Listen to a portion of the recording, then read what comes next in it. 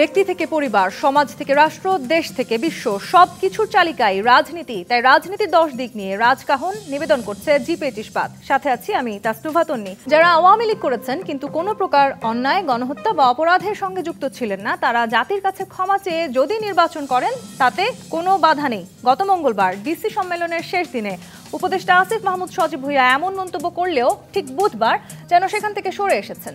এদিন তিনি দৃঢ় কণ্ঠে উচ্চারণ করেছেন, আওয়ামী লীগকে আদর্শিক ও রাজনৈতিকভাবে নির্মূল করতে হবে, তাদের নির্বাচনে অংশগ্রহণের কোনো সুযোগ নেই। উপদেষ্টা আসিফ মাহমুদের 2 দিনে 2 রকম বক্তব্যের সমালোচনা করে বিএনপি মহাসচিব বলেছেন, তার কথায় এটি প্রমাণিত হয়েছে যে তারা নিজেদের স্বার্থে ফ্যাসিস্টদের জায়গা দিতে চায়। এছাড়া সরকার আদৌ নির্বাচন দিতে আন্তরিক কিনা সেই সন্দেহ ভর করছে বিএনপির মনে। উপদেষ্টাদের এক এক সময় এক এক বক্তব্য কি রাজনীতিতে সন্দেহ বাড়িয়ে তুলছে? এর মানে কি আওয়ামী লীগকে নিয়ে সরকার কৌশলে পরিবর্তন আনছে নাকি সিদ্ধান্তহীনতায় ভুগছে? এছাড়া আওয়ামী লীগের থাকা না থাকায় কার কতটা স্বার্থ আছে? আওয়ামী লীগকে নিয়ে সরকার ও রাজনৈতিক দলগুলোর অবস্থানই বা কি? এসব কিছু নিয়ে আলোচনায় আজ রাজখান স্টুডিওতে আছেন বিএনপির ভাইস চেয়ারম্যান শামসুজ্জামান দুদু, আছেন জাতীয় পার্টির প্রেসিডিয়াম মেম্বার অ্যাডভোকেট রেজাউল ইসলাম ভুঁইয়া এবং আছেন বাংলাদেশ জাসদের সাধারণ সম্পাদক নাজমুল হক প্রধান। স্বাগত জানাচ্ছি আজকের রাজকাহনে। অ্যাডভোকেট রেজাউল ইসলাম ভুঁইয়া, মাত্র একদিনের ব্যবধানে আমরা দেখলাম উপদেষ্টার বক্তব্য পাল্টে গেল। উপদেষ্টা পর্যায় থেকে যখন কেউ কোনো বক্তব্য দিচ্ছেন সেটি নিঃসন্দেহে দেশের জন্য খুবই গুরুত্বপূর্ণ। কি মনে করছেন যে এটিও কি তাহলে সরকারি পর্যায় থেকে রাজনৈতিক কোনো কৌশলের অংশ কিনা? ধন্যবাদ আপনাকে, ধন্যবাদ আমার 2 বিজ্ঞ সহ-আলোচক এবং যারা দেখছেন তাদেরকে। আগে একটা কথা ছিল যে CMLA, ক্যান্সেল মাই লাস্ট অ্যানাউন্সমেন্ট। রাজনীতিটা খুব প্রচলিত ছিল, অনেক রাজনীতিবিদের ক্ষেত্রে এটা হয়েছে। এটা একেবারে নতুন জিনিস এরকম না, কিন্তু উনি প্রথম দিন যে বক্তব্য দিয়েছেন যে আওয়ামী লীগ ক্ষমা চাইলে নির্বাচনে করতে কোনো দোষ নেই, এটার প্রতিক্রিয়া কিন্তু আমরা দেখেছি। বিএনপি থেকে ধরে অন্যান্য সবাই কিন্তু এটার একটা তীব্র প্রতিক্রিয়া ব্যক্ত করেছেন এবং বিএনপির মহাসচিব তো বলেছেনই, ফখরুল সাহেব, যে এটাতে ক্ষমতায় টিকে থাকার একটা লক্ষণ এবং নির্বাচনকে বিলম্বিত করার একটা পায়তারা, এবং 111-এর মতো কোনো কিছু করা হলে সেটাকে মেনে নেওয়া হবে না, এরকম কথা বলা হয়েছে। কাজেই আমার মনে হয় এই চাপের কারণে এবং রাজনৈতিক দল বিএনপি অনেক মানুষ এটাকে স্বাভাবিকভাবে না নেওয়ার কারণে আজকে উনি ওনার বক্তব্য করেছে। উনি একজন ছাত্রনেতা ছিলেন, কিন্তু এখন যেহেতু উনি একটা গুরুত্বপূর্ণ সরকারের উপদেষ্টার দায়িত্ব পালন করছেন, উনি কিন্তু ওইভাবে বক্তব্য দেওয়ার কোনো সুযোগ আছে বলে আমরা মনে করি না। এবং বক্তব্য যদি দেয় তাহলে সেই বক্তব্যটা সরকারের বক্তব্য হিসেবেই গণ্য হয়। তাহলে প্রশ্ন হতে পারে, এত কিছুর পরে এই বক্তব্যটা আসলে নির্বাচন নিয়ে মানুষ যে চিন্তা করছে সেই জায়গায় সংশয়ের একটা কারণ হয়ে দাঁড়ায় কিনা। কারণ আমরা দেখছি নির্বাচনের রোডম্যাপের ব্যাপারে কিন্তু কোনো কথা বলছে না, বলা হচ্ছে ডিসেম্বরের মধ্যে নির্বাচন করা হবে। এই কথা কিন্তু বলে নাই যে ডিসেম্বরের মধ্যে নির্বাচন হবে এত তারিখে এবং এর মধ্যে এই কাজ করা হবে, একটা রোডম্যাপ দেওয়া হলো, এরকম কোনো কথা বলা হয়নি। আর যে পরিস্থিতি সৃষ্টি হচ্ছে একটার পর একটা, প্রতিদিনই কোনো না কোনো ঘটনা, এটাতে অন্য কোনো উদ্দেশ্য থাকা, এটা যে অমূলক কোনো ধারণা, এটা আমার মনে হয় না কোনো উদ্দেশ্য থাকতেও পারে, হয়তো বা নির্বাচনকে পিছানোর জন্য অথবা অন্য কোনো একটি বাস্তবায়ন। তার মানে কোনো না কোনো ভাবে যেহেতু এই বক্তব্য একজন উপদেষ্টার মধ্যে দিয়ে এসছে, সেখানে আপনি কোনো রাজনৈতিক কৌশল দেখতে পাচ্ছেন কি? উপদেষ্টার মধ্যে থেকে আসছে, রাজনীতির বাইরে তো কথা হওয়ার কোনো সুযোগই নেই। এটা তো রাজনীতির ব্যাপার। নির্বাচন আওয়ামী লীগ নির্বাচন করতে পারবে, এটা তো রাজনীতি, সম্পূর্ণই রাজনীতির একটা ব্যাপার। নির্বাচনটা তো পলিটিক্সের একটা অংশ। যে রাজনীতির বাইরের কথা বলেছে, এটা বলার কোনো সুযোগ আছে? উনি অবশ্যই রাজনীতির কথা বলেছে এবং নির্বাচনের কথা বলেছে। তার মানে সরকার আসলে এই মুহূর্তে কি ভাবছে? নাজমুল হক প্রধান, এই যে আওয়ামী লীগ সামনে নির্বাচনে অংশগ্রহণ করতে পারবে নাকি পারবে না, সেটি নিয়ে তো এক ধরনের দ্বিধাদ্বন্দ্ব ইতিমধ্যে আমরা দেখতে পেলাম। মাত্র একদিনের ব্যবধানে একটি বক্তব্য পাল্টে গেল। সেই সাথে বৈষম্য বিরোধী ছাত্র আন্দোলনের যারা নেতা, তারা দীর্ঘদিন কিন্তু বলেছেন তারা আওয়ামী লীগকে নিষিদ্ধ করতে চান রাজনীতি থেকে। এখন তাহলে এই ধরনের বক্তব্য কেন? সেটি আবার হঠাৎ করে পাল্টেই বা গেল কেন? বিষয়টা হচ্ছে যে এগুলো নিয়ে আলোচনা করা খুব ডিফিকাল্ট এই কারণেই যে আসলে নির্বাচনের এখনও দিনক্ষণ ঠিক ঘোষণা হয়নি, কখন নির্বাচনটা হবে কি হবে না। ওনাদের মধ্যে কারোর মধ্যে আগে হচ্ছে স্থানীয় সরকার নির্বাচন করবেন, ফলে স্থানীয় সরকার নির্বাচন আগে না জাতীয় সংসদ নির্বাচন আগে, এটা একটা বিতর্ক বাজারে ছাড়ছেন। তারপর সংস্কার আগে না নির্বাচন আগে, এরও বিতর্ক বাজারে ছাড়ছেন আছেন। আসলে অন্তর্বর্তীকালীন সরকারের সব কথাগুলিকে আমি অন্তর্বর্তীকালীন ধরতেছি, এগুলো পার্মানেন্ট কোনো কথা না। ভবিষ্যৎ বলবে কোনটা ঠিক আর কোনটা বেঠিক। ওই যে বলেন না, যার শেষ ভালো তার সব ভালো। আমরা বাংলাদেশের এই স্বৈরাচারী শেখ হাসিনার পতনের পর আমরা শেষটা ভালো দেখতে চাই। আমরা চাই বাংলাদেশে শান্তিপূর্ণ সুষ্ঠু একটা নিরপেক্ষ গ্রহণযোগ্য নির্বাচন হোক। গোটা বিশ্ববাসী তাকিয়ে দেখুক এই যে 15টা বছর জনগণ তার ভোটাধিকার প্রয়োগ করতে পারেনি। গোটা বিশ্ববাসী দেখুক যে না, বাংলাদেশ জনগণ হেসে খেলে তার ভোটাধিকার প্রয়োগ করে অমুক দল এক্স পার্টি বা ওয়াই পার্টি বা জেড পার্টি ক্ষমতায় এসেছে। এটা হচ্ছে আমাদের আকাঙ্ক্ষা। এখন সেই জায়গায় দাঁড়িয়ে উপদেষ্টা পরিষদের পক্ষ থেকে উপদেষ্টা পরিষদ যিনি আছেন, যারা আছেন, তারা সবাই কখন কি বলছেন এটা নিয়ে আমার খুব ব্যস্ততা। এই কারণেই যে আমাদের গোলটা এখনও ক্লিয়ার না। এগুলো নিয়ে বহুত আলোচনা হয়েছে, আরও আলোচনা হবে সামনে। তবে আমি তারপর বলবো যে এটা আমাদের ভাষার মাস, আর একদিন পরে আমাদের 21, আমাদের আশারও মাস, আমাদের সাহসেরও মাস, আমাদের শক্তিরও মাস। আমরা চাইব এই ভাষার মাসে অন্তত সবাই এই শহীদদের ওখানে পুষ্পমাল্য অর্পণ করে আমরা সবাই এই কী বলা যায় যে শক্তিতে বলিয়ান হই, যে আমরা জাতিকে যে প্রত্যাশা নিয়ে এই অভ্যুত্থানটা সংগঠিত হয়েছে, সেই অভ্যুত্থানের মর্মবস্তু যাতে জাতি অনুধাবন করতে পারে, উপলব্ধি করতে পারে যে হ্যাঁ ইয়েস, আমরা একদিন পরে এই অর্জনটাকে কাজে লাগাতে পারছি। আপনি একটি কথা বলছিলেন যে তারা এখন যাই বলছে সেটা অন্তর্বর্তীকালীন সময়ের জন্য, কিন্তু সামনে নির্বাচনে তো আসলে এই অন্তর্বর্তী সরকারের ভূমিকায় সবচাইতে গুরুত্বপূর্ণ। শুনেন, এখন অন্তর্বর্তী সরকার সবাই না, একটা পার্ট যারা বৈষম্যবিরোধী ছাত্র আন্দোলনে যারা যোগ হয়েছেন তারা একটা দল করবেন। দল করার কাজটা শুরু করেছেন, দলটা করুক, দলের ঘোষণাটা কি, ম্যানিফেস্টোটা কি, সেটা আসুক জনগণের সামনে। সামগ্রিক বিষয়ে কথা বলার সময় প্রচুর পাওয়া যাবে। ফলে আমি এখনই চূড়ান্ত কোনো কথা বলতে যাচ্ছি না, অন্তর্বর্তীকালীন কোনো কথা বলতে যাচ্ছি না, আমি চাচ্ছি চূড়ান্ত কথা বলতে। সেই জন্য এগুলিতে খুব বেশি আলোচনার আমি মানে কি বলা যায় সময়ের অপচয় মনে করতেছি, এখনও সময় হয়নি। আমি শামসুজ্জামান দুদু আপনার কাছে আসতে চাই, যে উপদেষ্টার বক্তব্য এখন আসলে টক অফ দ্য কান্ট্রি, তার নিজেরও নির্বাচনে অংশ নেওয়ার এক ধরনের প্রবল সম্ভাবনার কথা আমরা শুনতে পাচ্ছি। কি মনে করছেন, সেই কারণেই আসলে এই ধরনের পরিবর্তন বক্তব্যে? জি, আপনাকে ধন্যবাদ। আপনি কোন বক্তব্যকে টপ অফ দি কান্ট্রি বলছেন? আওয়ামী লীগের নির্বাচনে অংশগ্রহণ করা নিয়ে যে বক্তব্য পাল্টে গেল একদিনের মাঝে। হ্যাঁ, 48 ঘন্টার আগেরটা আপনি কি বলছেন নাকি পরেরটা? দুটোই, যে পরিবর্তন হলো ওনার বক্তব্য, সেই বক্তব্যের কথাই বলছি। দুটো বক্তব্য, কিন্তু বহুরূপী ব্যাপার, মানে একই দেহে অনেক কিছু ধারণ করছেন। কোনটা সত্য? একবার ক্ষমা চেয়ে যারা অপকর্ম করেনি তাদের রাজনীতিতে ফিরে আসার কথা উনি বলেছেন, আর 48 ঘন্টার মধ্যে আবার নিশ্চিহ্নের কথা বলেছেন। তো নিশ্চিহ্নের কথা কে বলতে পারে? নিশ্চিহ্ন করে দেবে, এটা তো আইনের কথা না, এটা গণতন্ত্রের ভাষা না। গণতন্ত্রের ভাষা আপনার আইনের শাসনের কথা বলবে, যে এটা আইন কি বলে, সংবিধান কি বলে, কোর্ট কি বলে। আর নিশ্চিহ্ন করে দেবে, এটা অনেকটা সন্ত্রাসী ভাষা টাইপের। মানে ঠিক মানে কোন চেয়ারে বসে কোন কথা বলা যায়, এটা বোধ হয় তারুণ্যের একটা অস্থিরতা ভুগছে। আমার কাছে মনে হয়েছে যে কথাটা বলছেন এনে তো তরুণ, এরা সদ্য একটা স্বৈরতান্ত্রিক সরকারকে বিদায় করেছেন। এটা তারা মনে করছে তারাই বিদায় করছে। 16 বছর 18 বছরের যে একটা সংগ্রাম ছিল এবং জাতীয় ঐক্যমতের ব্যাপার ছিল, এবং 60 লক্ষ আসামির ব্যাপার আছে, 2.5 লক্ষ মামলার ব্যাপার আছে, এইসব ব্যাপারে কিন্তু কিচ্ছু করে নাই। তা হাসিনাকে নিশ্চিহ্ন করার আগে তার যেসব অপকর্ম নিশ্চিহ্ন করতে হবে, সে অপকর্মের ভিতরে মামলা প্রত্যাহার করতে হবে। যারা জেলে আছে ফাঁসির আসামি, তাদেরকে ছেড়ে দিতে হবে। এই কোর্ট কাছারি যে কথাবার্তা উঠছে না, যে মামলা টামলাগুলো হচ্ছে, এটা হচ্ছে সবগুলো মিথ্যা, গায়েবী মামলা।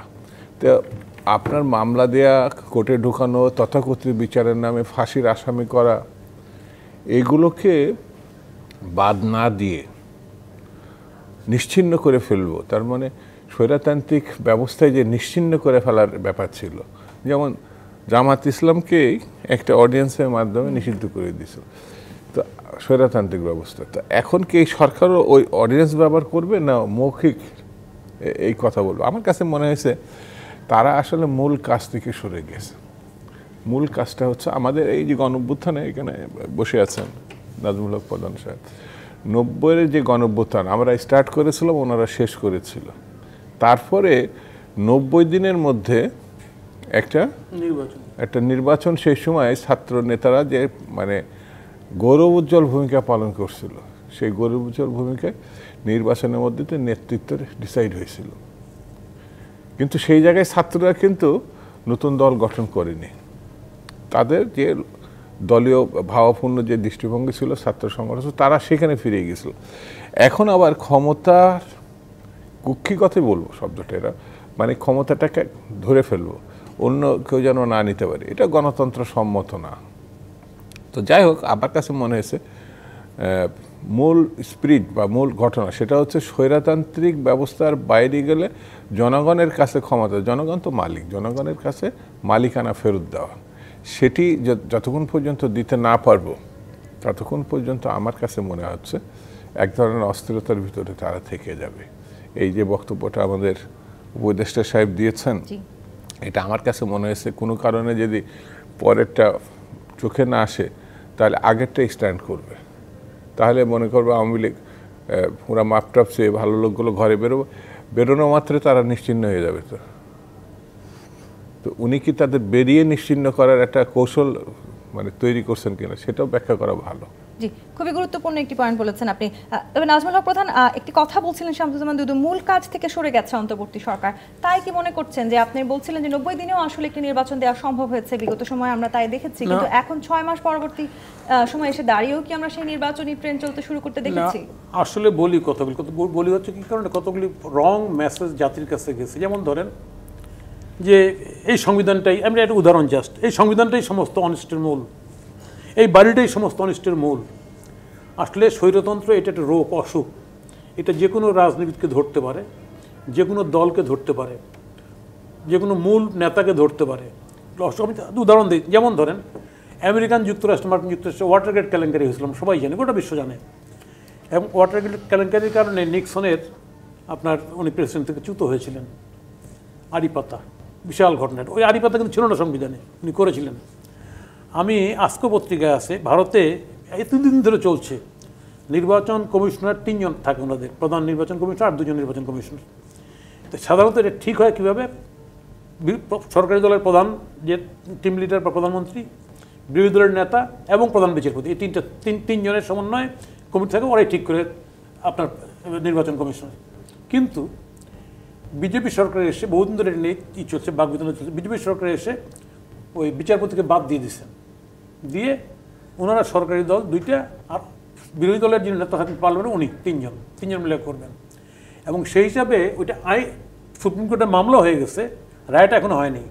বিরোধী দলের নেতা রাহুল গান্ধী বলছেন যে মামলা যেহেতু হয়ে গেছে, রায় হয়নি, তো রায় পর্যন্ত অপেক্ষা করেন। এর মধ্যে ওনারা নিয়োগ দিয়ে দিয়েছেন একটা নতুন প্রধান বিচারপতি। আমি বললাম যে তাহলে এই যে ধারাটা করলেন, তাহলে একটা সরকারের প্রধান বা দলের প্রধান উনি ইচ্ছা করলে তোয়াক্কা করলেন না আগেরটা। আচ্ছা, ফ্যাসিজম এইভাবে হইতে পারে, সব আমি যে কথা বলতে চাচ্ছি এখানটা প্র্যাকটিক্যালি বাংলাদেশের অনেকগুলি কথা আসে, নতুন কথা আসে।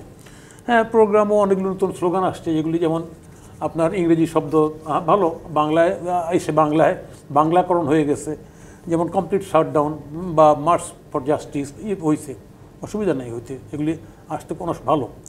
আন্দোলনের এখানটায় গৌরবের দিকও আছে, এটা অস্বীকার করবো না আমরা। ছাত্ররা বিরাট দায়িত্ব পালন করছে ডেফিনেটলি, কিন্তু বিগত উনি যেটা বলছেন দুবে, যে বিগত 15 বছর যে লড়াই সংগ্রামটা গেছে, এইটার পর দাঁড়িয়ে কিন্তু এরকম ঘটনাটা সংঘটিত হয়েছে। এখানটা এই টোটালটাকে ধারণ করে যদি সামনে এগোয়, লাভ জাতির। আর যদি পার্টলি করে যে আমরাই করলাম, তাহলে কিন্তু জাতির ক্ষতি হবে। আজকে সে কারণে এখানটায় অনেকগুলি কথা কিন্তু বৈপরীত্যমূলক কথাবার্তা আসতেছে, কখনো কখনো নিজেরাই জাতীয় রাজনৈতিক অঙ্গনের বিরুদ্ধে দাঁড়িয়ে কথা বলছে, যেটা ভবিষ্যৎ রাজনীতির জন্য শুভ লক্ষণ নয়। কিন্তু সেই জায়গাটিতে আরেকটা যুক্ত করে এখানটায় আমরা যে ফ্যাসিস্ট শক্তির কথা বলছি, সেই শক্তিটা পরাজিত, নিশ্চিহ্ন নির্মূল হয় নাই। এটা নিশ্চিহ্ন নির্মূল হবে ওদেরকে মাইরেটারি না, এটা হবে নতুন প্রক্রিয়ার মধ্য দিয়ে ওইটা নেগেট হয়ে যাবে। এটা হচ্ছে রাজনীতির নিয়ম, নতুন ধারার মধ্য দিয়ে ওই ধারাটা নেগেট হয়ে যাবে, নিরাকরণ হয়ে যাবে। কিন্তু যে তাহলে নতুন এটাকে ধারার কথা নিশ্চিত করার বলছেন, বিষয় না। যে সেই সেই ধারায় তো নতুন আসলে ধারা টানার জন্য এখানে রাজনৈতিক শক্তি সবাইকে একসাথে কাজ করতে একসাথে হতো। কিন্তু যে ঐক্যমতের কথা আপনি বলছেন, অ্যাডভোকেট রেজাউল ইসলাম ভূঁইয়া, সেই ঐক্যমতের কথা আমরা দীর্ঘদিন ধরে শুনেছি, এমনকি 5 আগস্টের পরবর্তী সময় অনেকবারই শুনেছি। কিন্তু এখন এসে আপনি কি মনে করছেন যে রাজনৈতিক দলের সাথে অন্তর্বর্তী সরকার, সেই সাথে বৈষম্য বিরোধী ছাত্র আন্দোলনের যারা নেতৃত্ব দিচ্ছেন, তাদের মধ্যেও এক ধরনের দূরত্ব বাড়ছে, সেটি নির্বাচনকে ঘিরেই? ঐক্যমতের ব্যাপারটা তো প্রথমেই মানে দ্বিমতের সৃষ্টি করে দিচ্ছে। যখন বলা হলো 72-এর সংবিধানকে কবর দেওয়া হবে, তাহলে যারা 72-এর সংবিধান মুক্তিযুদ্ধের চেতনায় বিশ্বাসী, এটা শুধু আওয়ামী লীগ বিশ্বাস করে এরকম না। বিএনপির মধ্যে স্বাধীনতার ঘোষক আছে, বিএনপির মধ্যে মুক্তিযোদ্ধারা আছে, জাতীয় পার্টিতে আছে, জাসদে আছে, বিভিন্ন দলে আছে। এখন আপনি একটা বক্তব্য, আপনি মুক্তিযুদ্ধকে মানবেন না, আপনি 72-এর সংবিধানকে ছুঁড়ে ফেলে দিবেন, এবং আপনি যখন এইরকম আরও কিছু প্রশ্ন সামনে নিয়ে আসছেন, একজন তো উপদেষ্টা এখন হয়েছেন, তখন উপদেষ্টা ছিলেন না, বক্তব্য দিলেন যে দেশের সম্প্রসারণ পশ্চিমবঙ্গের ইয়ে পর্যন্ত যাবে, এরকম কথাবার্তা হয়েছে। এগুলো মিলিয়ে ঐক্যমতের প্রথম যে ভিত্তিটা, প্রথম যেভাবে জাতীয় ঐক্যমত হওয়ার কথা, সেই ঐক্যমতটা কিন্তু আলটিমেটলি হয়নি। আওয়ামী লীগ সংগঠন হিসেবে নিষিদ্ধ হতে পারে, কিন্তু এখন পর্যন্ত কিন্তু আওয়ামী লীগকে নিষিদ্ধকরণ করা হয়নি। নিষিদ্ধকরণ করার জন্য যেই আইনি প্রক্রিয়ায় যাওয়ার কথা, ব্যক্তিগতভাবে আওয়ামী লীগের নেতৃবৃন্দের নামে মামলা হয়েছে, মার্ডারের মামলা হয়েছে, দুর্নীতির মামলা হয়েছে, আরও মামলা হয়েছে, কিন্তু জাতিসংঘের এত বড় একটা রিপোর্টের পরেও একটা দলকে নিষিদ্ধ করার জন্য যে এরকম আইনি ব্যবস্থা যাওয়া দরকার এখন পর্যন্ত আমরা দেখিনি। এখন আপনি এই নির্বাচনের ব্যাপারে ঐক্যমতের কথা বলছেন।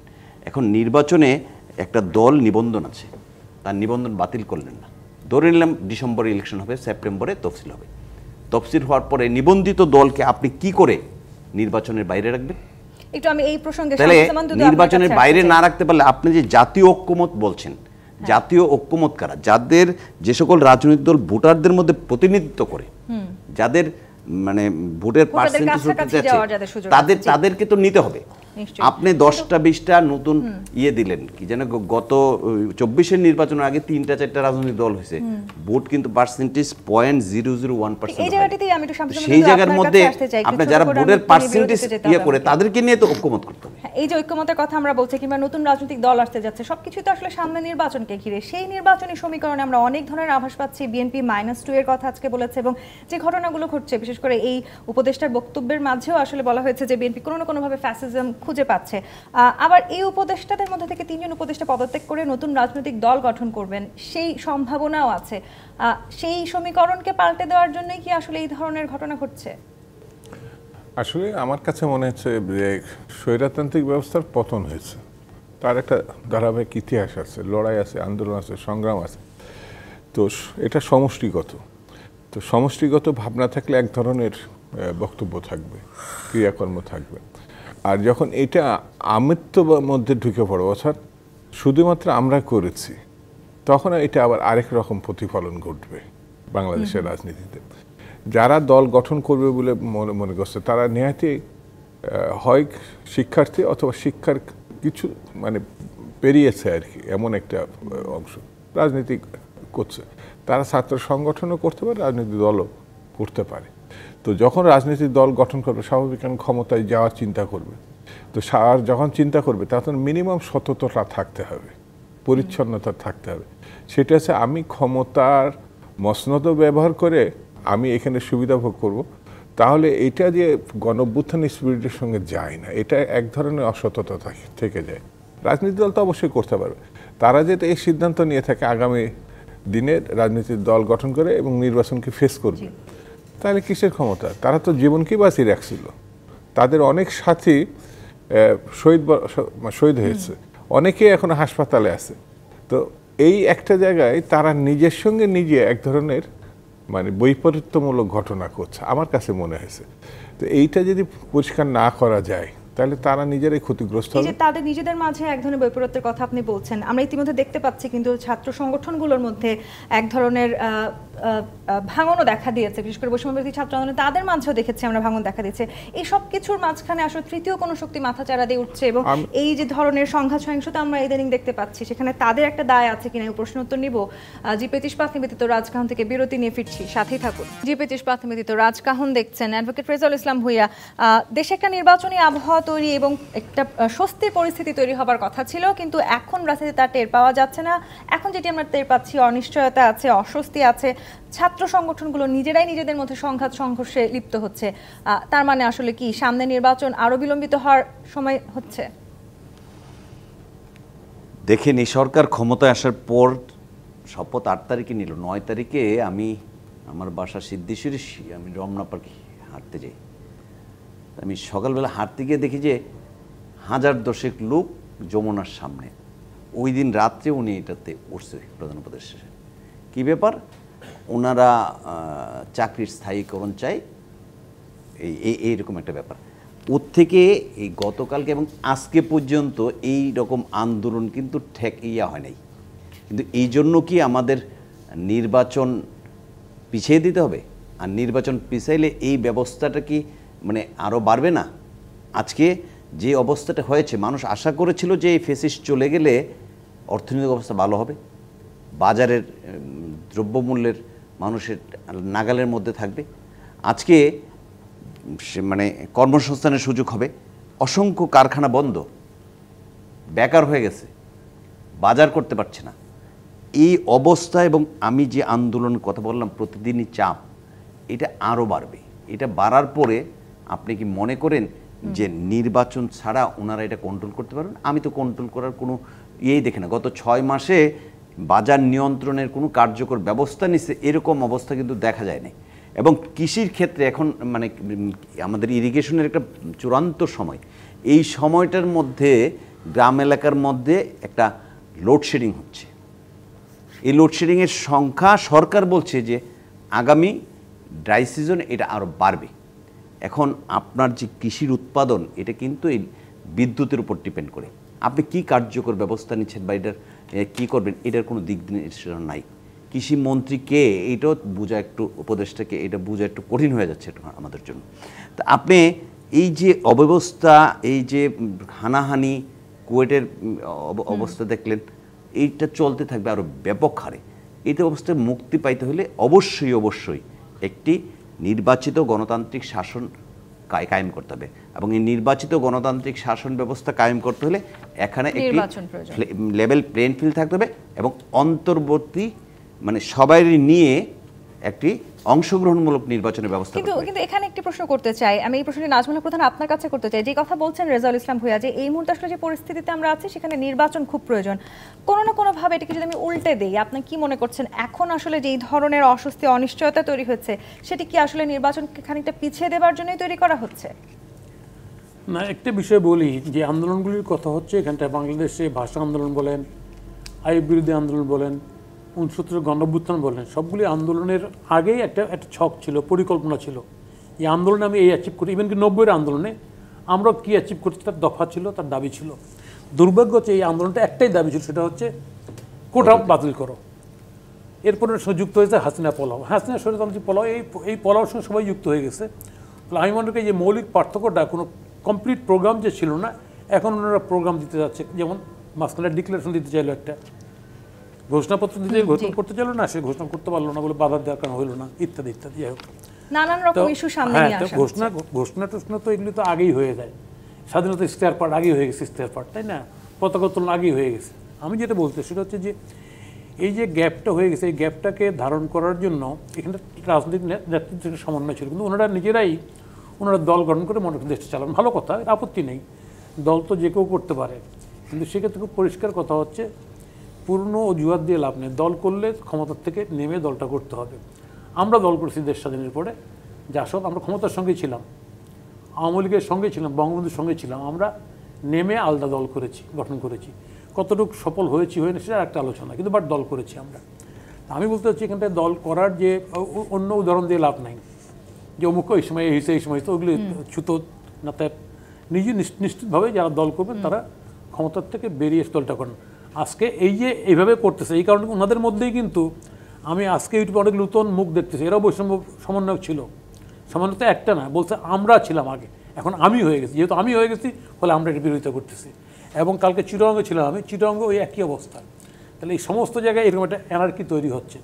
আমি ওনাদেরকে বলবো যে সত্যি সত্যি বাংলাদেশের যে সমস্যাটা, সেই সমস্যাটাকে লোকেট করে, চিহ্নিত সমস্যাটা লোকেট করে যদি আমরা এটা সলভ করে উত্তরণ ঘটাতে চাই, তাহলে এখানে একটা সমন্বিত রাজনৈতিক দলসমূহের সঙ্গে একটা সমন্বিত চলার ব্যবস্থা করতে হবে। সেইটা যদি না করে যদি মনে করি যে আমি পারবো করতে, এই যে আমির কথাটা ওনারাই বলছে, কিন্তু আজকে বেশ কয়েকজন আমি ইউটিউবে দেখেছি যে আমরা ছিলাম আগে, এখন আমি হয়ে গেছি, যেহেতু আমি হয়ে গেছি সেখানে বলতেছে কে কী করছে, তাই না? এগুলি তো রাজনীতিতে তো কাদা ছড়াছড়ি, রাজনীতিতে কেউ সত্যটা সত্য লুকাতে পারে না, এটা বেরিয়ে আসে। দল গঠনের কথা আপনি বলছেন শামসুজ্জামান দুদু, দল গঠন ফর্মে আমি আবারও বলছি, কোনো না কোনো ফর্ম বেরিয়ে, যেমন শেখ হাসিনাকে আমরা কেউ বলছিলাম, শেখ হাসিনাকে যে আপনি আপনার চাকর কত টাকা নিয়ে পলাইছেন বলেন, উনি বলছেন।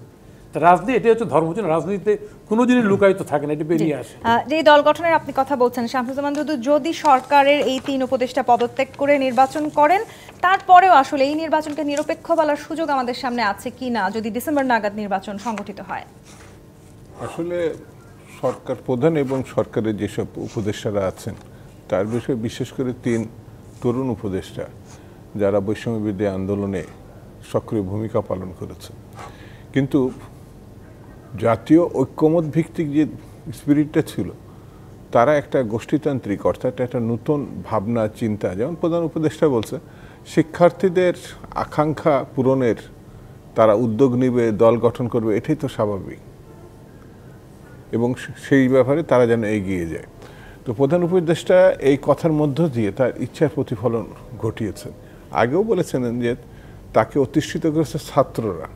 আমরা জানি যে অভ্যুত্থান ছাত্র জনতার, অর্থাৎ সমগ্র জাতির, কিন্তু তিনি এটাকে খণ্ডিত করেছেন। এবং পরবর্তীতে ডক্টর ইউনূস অনেক বিচক্ষণ ব্যক্তি, অনেক লেখাপড়া করা জানা, দেশে এবং বিদেশে তার খুব পরিচিতি, কিন্তু একটা জায়গায় তিনি গোষ্ঠীতন্ত্রের মধ্যে নিজেকে নিয়ে গেছেন। এটা আমার কাছে খুব মানে সাংঘাতিক ঘটনা মনে হয়েছে। সেটা হচ্ছে বৈষম্য বিরোধী ছাত্র সংগঠন এখন একটা ছাত্র সংগঠন, কিন্তু আন্দোলনের সময় সকল রাজনৈতিক দলে যারা স্বৈরাচারকে বিরোধিতা করেছে তাদের ছাত্র সংগঠন বৈষম্য বিরোধী একটা ছাতার নিচে গিয়ে দাঁড়াইছিল।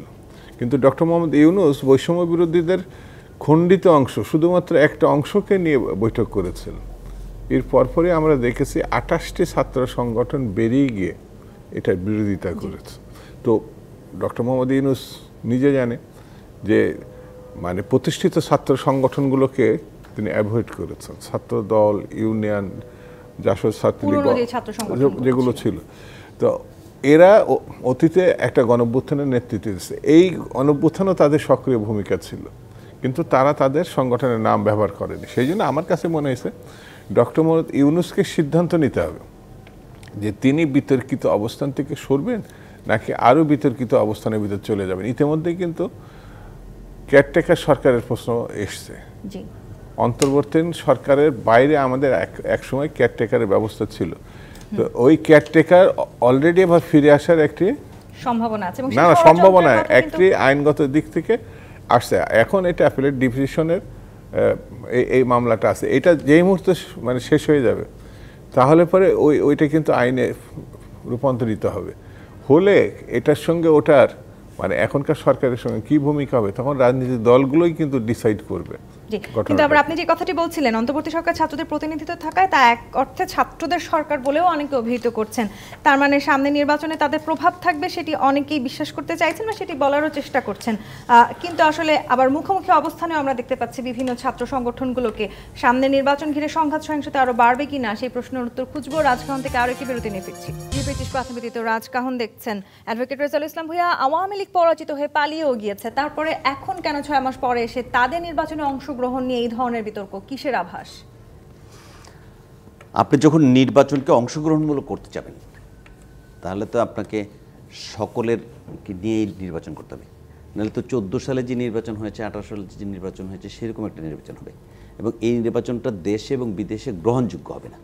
এখন যে কোনো ফরম্যাটে হোক আপনাকে মানে মুক্তিযুদ্ধের চেতনা এবং এখন একটা নতুন চেতনা জন্ম লাভ করছে, যারা নতুন সংবিধান করতে চায়, সংবিধান পুনর্লেখন করতে চায়, বিভিন্নভাবে বিভিন্ন বক্তব্যের মধ্যে এসছে।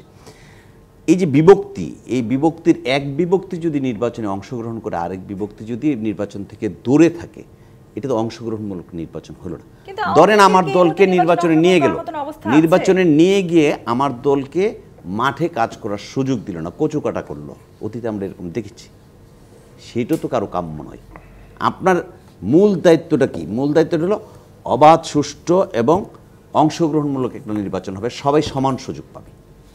সবাই সমান সুযোগ পেতে হলে যারা এই আন্দোলনের অপোজিটে ছিল, যারা হত্যা, গুম, খুন এবং ইয়ার সাথে জড়িত ছিল, তাদের বিচার আপনি ঢালাওভাবে করেন এবং বিচারের তড়িৎ ব্যবস্থা গ্রহণ করেন এবং বিচারটাকে নিশ্চিত করেন, তাদেরকে চিহ্নিত করেন, নির্বাচনটাকে আপনি অংশগ্রহণমূলক করতে পারেন। অন্যথায় নির্বাচন নিয়ে প্রশ্ন থাকবে। আজকে একটা জিনিস কিন্তু খুব হয়েছে, আজকে বিএনপির মহাসচিবের যে বক্তব্য দেখলাম, উনি কিছুদিন আগে একটা বক্তব্য দিয়েছিলেন যে নির্বাচনকে সুষ্ঠু এবং নিরপেক্ষ অংশগ্রহণমূলক করার জন্য আরেকটি নিরপেক্ষ সরকার দরকার। কারণ এই সরকার যেহেতু বলেছেন যে ছাত্ররা ওনাকে অন্তর্বর্তী সরকারের প্রধানকে মনোনয়ন দিয়েছেন, তাহলে অন্তর্বর্তীকালীন সরকারের ছাত্ররা যখন সরকার করবে, দল করবে এবং নির্বাচনে অংশগ্রহণ করে, পরোক্ষভাবে উনি কিন্তু এই জায়গায় আছে। এই বক্তব্যটা তখন অনেকেই বলেছিল 111 আনার জন্য মির্জা ফখরুল এই বক্তব্য দিচ্ছে। আজকে কিন্তু এই যৌক্তিকতা, এই উপদেষ্টাদের বক্তব্য বিভিন্ন প্রেক্ষাপটে এই যৌক্তিকতা ওনার বক্তব্যের মানে তখন যে সঠিক বক্তব্য ছিল এটা প্রমাণিত হচ্ছে। আমি নাজমুল হক প্রধান আপনার কাছে আসতে চাই। বৈষম্য বিরোধী ছাত্রদের যে রাজনৈতিক দল আসছে, তাদের প্রতি সরকারের যে দুর্বলতা, সেই দুর্বলতাকে এখন আসলে যারা বাংলাদেশে বড় রাজনৈতিক দল আছে তারা ভয় পাচ্ছে কিনা? না, ভয়ের বিষয় হচ্ছে যে এখানটায় কথাটা আসছে কেন, আমাদের মাননীয় প্রধান উপদেষ্টা উনি বাইরে বলেছেন যে ছাত্ররা দল করবে। দল তো করতেই পারে, কোনো অসুবিধা নেই, দল করতে কেউ নাও করবে না, এটা রাইট। আমার ভোটাধিকার যেখানটা আছে বা আমার জনগণের তার দল করার আদর্শ নিয়ে ঘোষণাপত্র অধিকার আছে, সেটা কেউ না করবে। কিন্তু যখন সরকারের পক্ষ থেকে পৃষ্ঠপোষকতা করা হয় এরকম কথা যখন আসবে না, তখনই কিন্তু অনেক রকমের কথা আসবে, যেটা এসে গেছে অলরেডি। আমার ধারণা সেই কারণে অনেকে ভাবছেন, জনগণ ভাবছেন যে এই দলটা রাজনীতি ম্যাচুরড হবে বা শেয়ান হবে, তারপরে ভোট হবে, ভোট দেরি হবে, ভোট এখনই ভোট কিসের,